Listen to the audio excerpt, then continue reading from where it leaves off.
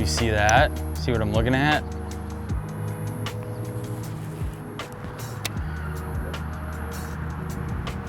Got her.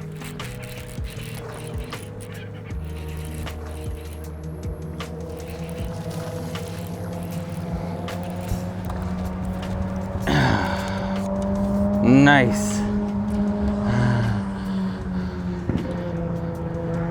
Not big, but solid. She may have been flirting around a bed. Let her go. Can't say no to that. That thing looks good. I don't know, there's something about rigging them like this where it's like you get the most action out of them, it seems like. They just look the sexiest this way. Running a single hook through arguably sometimes half of the body of it, that hook shank that goes through the body, I mean, it's no different than somebody putting a pin in your leg so it doesn't move anywhere if you broke your leg or something. But with this style, you just have the line that runs through it, so you have the mobility. That bait can just wiggle back and forth, versus having a hook shank crammed through the body of it. Just seems like you get just such better action out of them this way.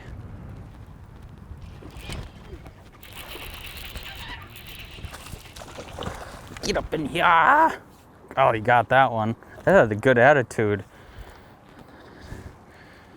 Very good attitude. Not a big one, but just a fun one. Thank you, little buddy. Okay, this looks pretty good as of right now, but this was a carryover from last summer.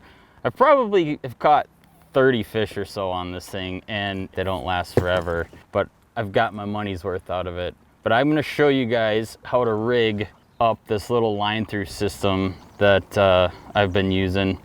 So what I'll show you here is how to re-rig it. There's a few steps to it, but once you have all the components, it really doesn't take too long.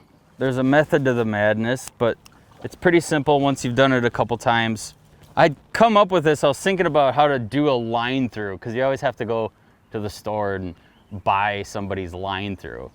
I'm like, well, there's a ton of swim baits out there that you just rig on a hook, and yeah, I do that my fair share too, but I really like the action that the Line-Thru provides.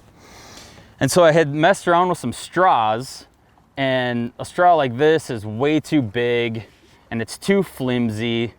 And then I thought, well, let me go to the gas station, and they have all those little red coffee straws.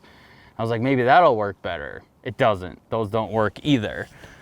So the biggest trick to this whole thing is the straws that come with some kind of a lubricant. These straws are thicker walled, so you can push them straight through your plastic. So you want to get the most baits out of these straws that you can. So you just take and you cut a little angle so it's somewhat sharp like that. And what that does is it kind of acts like a syringe going in, and with it being sharp like this, it doesn't plug the hole. It doesn't fill with plastic as you drive that through. And you always want to come through from the back and end up out on the nose or somewhere there above. So this can kind of determine how you want your bait to run. If you bring the nose of the straw out toward the head up higher, you'll tend to get that bait to ride just down a little bit. But since I'm fishing in shallow cover right now, I want it to come right out the nose. And as you look at the bait, you kind of just feel your way through, look at it, rotate it, and eventually that guy will pop right out like that. And because I cut it at a little bit of an angle like that, there's no plastic that ends up pushing in to the straw. So it's nice and clean that way. And then what you want to do is take your scissors and then cut it like that. and then you can push the straw right back out into its spot. And there you have a line-through. But the thick wall on that little straw is the key to getting that line-through to run correctly on the bait itself. And then this way I don't waste any extra straw, because this stuff is hard to come by. You have to go buy a bottle of Deep Creep to get yourself a straw that'll work for your line-through bait. So I keep these, have them on hand. I could put a bobber stop on here and run a bobber stop just ahead of the bait. That way if I know I'm gonna be skipping a lot of docks or skipping under a lot of trees, that bobber stop slid right to the nose kind of helps hold everything together so your hook doesn't go flying and the bait, they don't go in two different directions. So from there, what I'm gonna do is, this is the next thing that's kind of fun, is your weight, of course, some little tungsten. And the position of the weight is important, okay? So, and I'm not gonna mess with the bobber stop on this one today, but I'm gonna run that line right through my swim bait, grab it, and then from there, you want that little tungsten to ride backwards, as in like a totally opposite of how you would fish at Texas rig, because you want that wide surface on the back of that straw. So when you go to cast, you load that bait up, this acts as a bit of a stop to keep everything in place, and you don't pull that hook through or rip the bait any more than you have to. So that rides in there like that. And of course, depending on the depth of water you're fishing or your situation, you can kind of bump up those lines or those weight sizes and get that bait to run down a little bit deeper. And speaking of line, this is 20-pound fluoro. And what I do is I just tie a heavy-duty polymer to that, snug that up, cut my tag end, and this hook, if you're wondering what this hook is, this is a decoy hook, and you can see it's a Quattro. And I'll have to admit, I'll give credit where credit is due. This was a hook that Brandon Palaniuk turned me on to.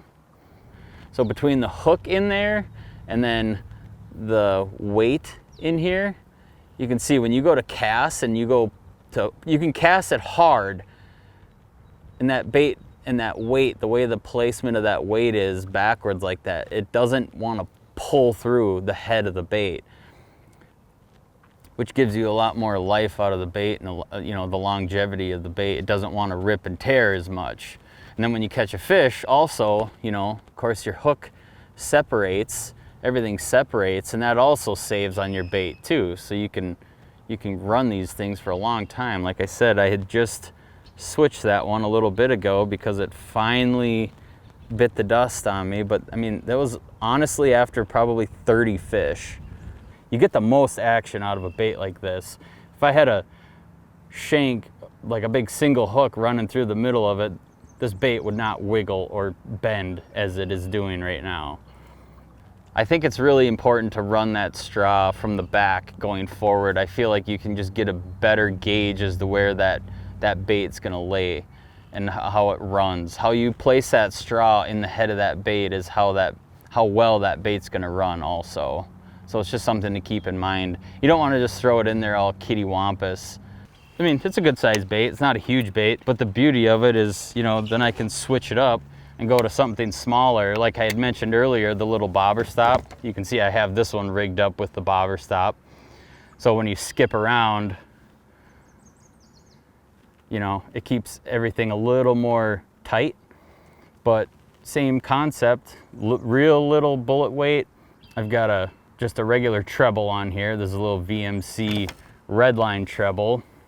And because this is a smaller bait, the little treble, just a regular little treble hook works just fine. You can see those two points just sticking out, very protruding.